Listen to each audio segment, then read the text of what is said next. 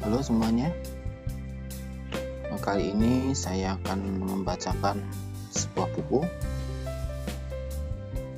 dengan judul The Subtle Art of Not Giving a Fuck, atau sebuah seni untuk bersikap bodoh amat. Pendekatan yang waras demi menjalani hidup yang baik, karya Mark Manson. Salah satu buku terlaris versi New York Times dan Globe and Mail. Namun sebelum membacakan bab pertama, saya akan membacakan sekilas tentang buku ini. Mark Manson adalah seorang blogger kenamaan dengan berjuta-juta pembaca. Dia tinggal di New York. Sebuah seni untuk bersikap bodoh amat adalah buku pertamanya. Dalam buku pengembangan diri yang mewakili generasi ini, seorang blogger superstar menunjukkan pada kita bahwa kunci untuk menjadi orang yang lebih kuat, lebih bahagia adalah dengan mengerjakan segala tantangan dengan lebih baik dan berhenti memaksa diri untuk menjadi dalam petik positif di setiap saat. Selama beberapa tahun belakangan, Mark Manson melalui blognya yang sangat populer telah membantu mengoreksi harapan-harapan delusional kita, baik mengenai diri kita sendiri maupun dunia. Ia kini menuangkan buah pikirannya yang keren itu di dalam buku hebat ini. Manson melontarkan argumen bahwa manusia tak sempurna dan terbatas. Begini tulisannya: tidak semua orang bisa menjadi luar biasa. Ada para pemenang dan pecundang di masyarakat, dan beberapa di antaranya tidak adil dan bukan akibat kesalahan Anda. Manson mengajak kita untuk mengerti batasan-batasan diri dan menerimanya. Baginya, inilah sumber kekuatan yang paling nyata. Tepat saat kita mampu mengakrabi ketakutan, kegagalan, dan ketidakpastian. Tepat saat kita berhenti melarikan diri dan mengelak, dan mulai menghadapi kenyataan-kenyataan yang menyakitkan. Saat itulah kita mulai menemukan keberanian dan kepercayaan diri yang selama ini kita cari dengan sekuat tenaga. Dalam hidup ini, kita hanya punya kepedulian dalam jumlah yang terbatas. Makanya, Anda harus bijaksana dalam menentukan kepedulian Anda. Manson menciptakan momen perbincangan yang serius dan mendalam, dibungkus dengan cerita-cerita yang menghibur dan kekinian, serta humor yang cerdas. Buku ini merupakan tamparan di wajah yang menyegarkan untuk kita semua, supaya kita bisa mulai menjalani kehidupan yang lebih memuaskan dan apa adanya. Begitulah gambaran tentang buku ini. Selanjutnya saya akan bacakan bab 1, sebuah seni untuk bersikap bodoh amat. Bab pertama, jangan berusaha. Charles Bukowski dulunya adalah seorang pecandu alkohol, senang main perempuan, penjudi kronis, kasar, kikir, tukang utang, dan dalam hari-hari terburuknya, seorang penyair. Dia barangkali adalah manusia terakhir di muka bumi yang bakal Anda mintai nasihat tentang kehidupan, atau nama terakhir yang ingin Anda lihat dalam deretan buku motivasi jenis apapun. Justru fakta itulah yang menjadikan sosoknya sempurna untuk memulai buku ini.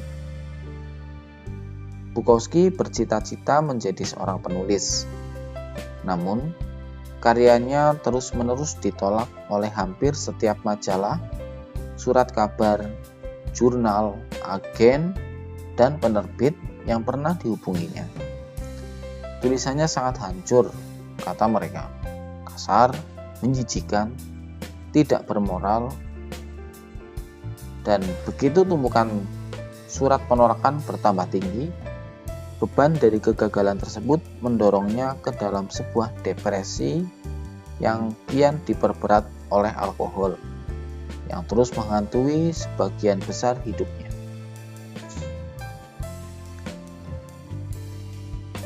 Sehari-hari, Bukowski bekerja sebagai seorang penyortir surat di sebuah kantor pos. Ia digaji sangat rendah, dan hampir seluruh uangnya dihabiskan untuk minuman keras.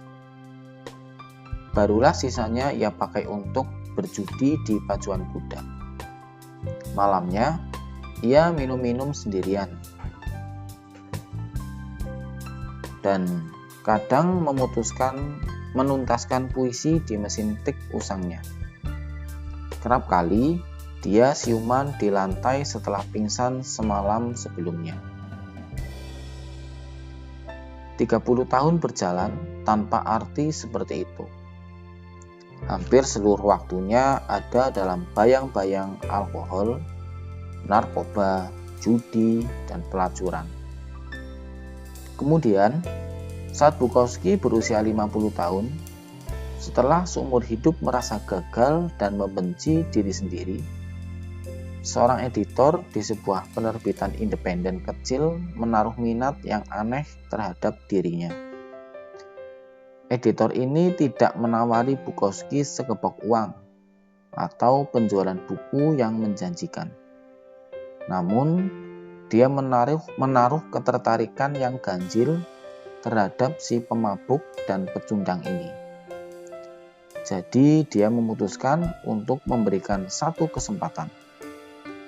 Itulah peluang pertama Bukowski, dan ia sadar mungkin itu satu-satunya yang bisa didapatkannya. Bukowski menjawab tantangan sang editor. Saya hanya bisa memilih satu dari dua pilihan. Tetap bekerja di kantor pos dan bakalan sinting, atau tetap di luar sini menjadi penulis dan kelaparan. Saya lebih memilih kelaparan saja. Setelah menandatangani kontrak, Bukowski menulis novel pertamanya hanya dalam 3 minggu. Judulnya sederhana, Post Office. Di dalamnya, dia menulis, didedikasikan untuk tak seorang pun. Kelak Bukowski mencatatkan diri sebagai seorang penulis novel dan puisi yang sukses. Dia terus berkarya dan menerbitkan 6 novel dan ratusan puisi. Menjual lebih dari 2 juta kopi. Popularitasnya melampaui harapan setiap orang, terutama ekspektasinya sendiri. Kisah Bukowski ibarat amunisi untuk kultur cerita inspiratif di zaman kita. Kehidupan Bukowski mewakili perjalanan mimpi Amerika. Seorang pria yang berjuang atas apa yang diinginkannya, pantang menyerah, dan pada akhirnya meraih mimpinya. Praktis, ini seperti sebuah film. Kita semua menyaksikan cerita Bukowski dan berkata, "Apa aku bilang? Orang ini tidak pernah menyerah. Orang ini tidak pernah berhenti mencoba. Orang ini selalu percaya diri. Ia gigih melawan segala rintangan dan akhirnya sukses." Tapi, semua narasi itu terdengar janggal, karena di atas batu nisan Bukowski tertulis, "Jangan berusaha." Lihat, meski nyatanya bukunya laris manis dan sosoknya terkenal, Bukowski dulunya adalah seorang pecundang. Ia tahu benar itu. Dan keberhasilannya bukan hasil kegigihannya untuk menjadi seorang pemenang, namun dari kenyataan bahwa ia tahu kalau dirinya seorang pecundang, menerimanya, dan kemudian menulis secara jujur tentangnya. Ia tidak pernah mencoba untuk menjadi selain dirinya sendiri. Kecerdasan dalam tulisan Bukowski bukan soal memanfaatkan peluang yang luar biasa atau mengembangkan dirinya menjadi seorang sastrawan yang gemilang. Yang ada adalah kebalikannya. Ia hebat karena kemampuan sederhananya untuk jujur pada diri sendiri sepenuhnya dan setulusnya, terutama mengakui hal-hal paling buruk yang ada pada dirinya sekalipun, dan untuk membagikan perasaannya tanpa segan atau ragu. Ini adalah cerita di balik kesuksesan Bukowski yang sesungguhnya dia nyaman dengan cerminan dirinya yang dianggap sebagai sebuah kegagalan. Bukowski sama sekali masa bodoh dengan kesuksesan. Bahkan setelah ia menjadi terkenal, dia masih muncul dalam pembacaan puisi, mendamprat dan mencibir audiensnya dengan kasar. Dia masih mengekspos dirinya di muka umum dan meniduri setiap perempuan yang ditemuinya. Menjadi terkenal dan sukses tidak mengubahnya menjadi pribadi yang lebih baik. Dan ia menjadi terkenal dan sukses bukan karena perubahannya menjadi orang yang lebih baik. Perbaikan diri dan kesuksesan kadang terjadi bersama. Namun, itu tidak lantas berarti keduanya adalah hal yang sama. Budaya kita hari ini terobsesi untuk mewujudkan harapan-harapan positif yang mustahil diwujudkan. Menjadi lebih bahagia, menjadi lebih sehat, menjadi paling baik, lebih baik daripada yang lain, lebih baik daripada lainnya, menjadi lebih pintar, lebih cerdas, lebih kaya, lebih seksi, lebih populer, lebih produktif, lebih diinginkan, dan lebih dikagumi. Menjadi sempurna dan memukau. Setiap hari, Anda menginginkan segepok emas 24 karat. Setiap hari Anda meninggalkan segepok emas 24 karat, usai sarapan dan mencium istri Anda yang bahenol, dan telah siap melakukan selfie. Lalu berpamitan pada anak-anak Anda yang manis dan gendut. Lalu menerbangkan helikopter pribadi tempat kerja yang menyenangkan, di mana Anda bisa menghabiskan hari-hari dengan mengerjakan hal-hal yang sangat bermakna. Misalnya menyelamatkan planet ini. Namun, ketika Anda berhenti sejenak dan sungguh merenungkannya, nasihat hidup yang konvensional, segala macam nasihat motivasional untuk menjadi pribadi yang positif atau menyenangkan yang selalu kita dengar, sebenarnya justru memberi penekanan pada kekurangan Anda. Nasihat itu langsung menyoroti apa yang Anda anggap sebagai kekurangan dan kegagalan pribadi Anda. Kemudian menggarisbawahi hal tersebut untuk Anda. Anda mempelajari cara terbaik untuk mendapatkan uang karena Anda sudah merasa tidak punya cukup uang.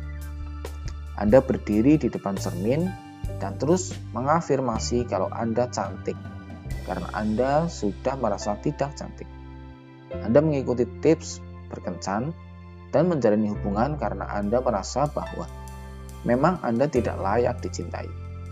Anda melakukan latihan visualisasi yang konyol untuk menjadi lebih sukses karena Anda memang merasa tidak cukup sukses. Ironisnya, pengarahan pemikiran pada hal-hal positif ini tentang apa yang lebih baik, apa yang lebih unggul, hanya akan mengingatkan diri kita lagi dan lagi tentang kegagalan kita, kekurangan kita, apa yang seharusnya kita lakukan namun gagal kita wujudkan. Bagaimanapun, jika seseorang sungguh bahagia, dia tidak akan merasa perlu untuk berdiri di depan cermin dan mengulang-ulang ucapan kalau dia bahagia. Dia bahagia, ya bahagia begitu saja. Ada sebuah ungkapan di Texas, anjing paling mungil menggonggong paling keras. Seorang yang percaya diri tidak merasa perlu untuk membuktikan kalau dia percaya diri. Seorang wanita yang kaya tidak merasa perlu untuk meyakinkan seorang pun kalau dia kaya. Entah Anda seperti itu atau tidak. Dan jika Anda setiap saat memimpikan sesuatu, Anda sebenarnya sedang menguatkan realitas bawah sadar Anda. Lagi dan lagi, bahwa Anda bukan itu. Setiap iklan TV yang diproduksi ingin agar Anda percaya bahwa kunci suatu kehidupan yang baik adalah pekerjaan yang lebih baik, atau mobil yang lebih mewah, atau pacar yang lebih cantik, atau hot tub dengan kolam pompa untuk anak-anak. Dunia secara konstan mencecar Anda bahwa jalan menuju kehidupan yang lebih baik adalah lebih. Beli lebih banyak, dapatkan lebih banyak, buat lebih banyak, bercinta lebih banyak, jadi lebih dan lebih. Anda secara konstan dibombardir dengan pesan untuk memedulikan apa saja, kapan saja. Berpikir untuk membeli TV baru, liburan ke destinasi yang lebih baik daripada rekan kerja Anda. Beli ornamen taman baru, bahkan Anda didorong untuk mempertimbangkan membeli tongsis yang cocok. Mengapa? Dugaan saya karena membeli lebih banyak barang baik untuk bisnis. Dan walau memang tidak ada yang salah dari sisi bisnis, masalahnya justru memedulikan terlalu banyak hal akan mengakibatkan buruk untuk kesehatan mental Anda. Ini membuat Anda menjadi terlalu terikat pada hal yang dangkal dan palsu.